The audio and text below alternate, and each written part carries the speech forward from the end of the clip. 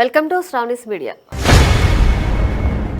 ఎవరి మీదైనా నమ్మకం లేకపోతే వాళ్ళు చెప్పే మాటల మీద కూడా నమ్మకం ఉండదు. ఎవరైనా అబద్ధాలు చెబుతారనే అనుమానం వస్తే వాళ్ళు చెప్పే మాటల మీద కూడా ఎలాంటి నమ్మకం ఉండదు. ఇక ఏదైనా విషయంపై గొడవ జరిగితే అలా అనుమానం ఉన్న వారి సాక్ష్యానికి బదులుగా వేరే వారిని అడిగి అసలేం జరిగిందో తెలుసుకుంటాం. ఇదే మానవ నైజం. ఇంకా చెప్పాలంటే న్యాయస్థానాలు కూడా ఇదే విధానాన్ని పాటిస్తాయి. ఎవరి మీద అయితే ఆరోపణలుంటాయో వాళ్ళు చెప్పే సాక్ష్యాన్ని కోర్టు కూడా పరిగణనలోకి తీసుకోదు. కానీ వైసీపీ నేతల తీరు చూస్తే మాత్రం ఇప్పుడు ఆశ్చర్యం కలుగుతుంది. ఇంకా చెప్పాలంటే ఎవరి మీద అయితే నమ్మకం లేదంటారో ఇప్పుడు వాళ్ళు చెప్పిన మాటే సూపర్ ఫైనల్ అంటున్నారు.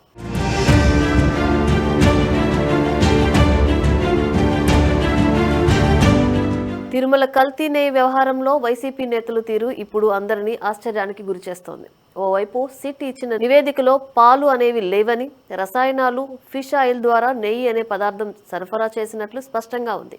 అయితే వైసీపీ నేతలు మాత్రం పంది కొవ్వు, గొడ్డు కొవ్వు లేదు అని నివేదికలో ఉంది కాబట్టి చంద్రబాబు, పవన్ వెంటనే క్షమాపణలు చెప్పాలని, వారిద్దరూ హిందువుల మనోభావాలు దెబ్బతీశారని విషయం మొత్తం పక్కదారి పట్టించే ప్రయత్నం చేస్తున్నారు. ఇక ఇదే విషయంపై దేవాలయాల ముందు కొబ్బరికాయలు కొట్టి హిందూ పేటెంట్ హక్కు తమదే అన్నట్లుగా వ్యవహరిస్తున్నారు. అయితే మరో విషయం ఇప్పుడు రాజకీయ విశ్లేషకులను సైతం ఆశ్చర్యానికి గురిచేస్తోంది. అదేమిటంటే వైసీపీ ఎంపీ, టీటీడీ బోర్డు మాజీ చైర్మన్ వైవి సుబ్బారెడ్డి చేస్తున్న వ్యాఖ్యలు. కల్తీ నెయ్యి అనేది పూర్తిగా అబద్ధం అని ముందు అన్నారు. ఆ తర్వాత బోలేబాబా అనే సంస్థ టీడీపీ హయాంలోనే వచ్చిందన్నారు. మరి టీడీపీ తర్వాత అధికారంలోకి వచ్చిన వైసీపీ సర్కార్ మళ్లీ ఎందుకు బోలేబాబాకు కాంట్రాక్ట్ ఇచ్చింది అనే ప్రశ్నకు నో ఆన్సర్.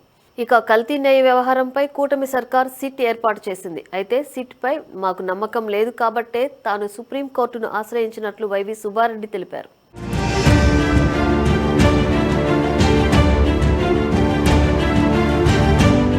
సిట్ పై నమ్మకం లేదన్న వైవి సుబ్బారెడ్డి సిట్ విచారణతో జంతు కొవ్వు కలవలేదని నివేదికలో స్పష్టమైంది అంటూ ఢిల్లీలో జరిగిన మీడియా సమావేశంలో స్వయంగా వెల్లడించారు. దీంతో అసలు ఏం మాట్లాడుతున్నారు సుబ్బారెడ్డి గారు అనే ప్రశ్న బాగా వినిపిస్తోంది.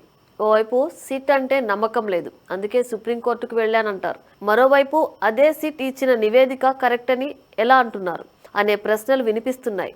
సిట్ పై నమ్మకం లేకపోతే సిట్ ఇచ్చిన నివేదిక కూడా తప్పు అని అనాలి కదా అని వ్యాఖ్యానిస్తున్నారు. నేను తప్పు చేస్తే సుప్రీంకోర్టుకు ఎందుకు వెళ్తాను అని వైవి సుబ్బారెడ్డి వ్యాఖ్యానించారు. అయితే తప్పు చేయకపోతే మీ బ్యాంకు ఖాతాలను సిట్, సిబిఐ అధికారులకు ఎందుకు చూపించడం లేదనేది కూటమి నేతల ప్రశ్న.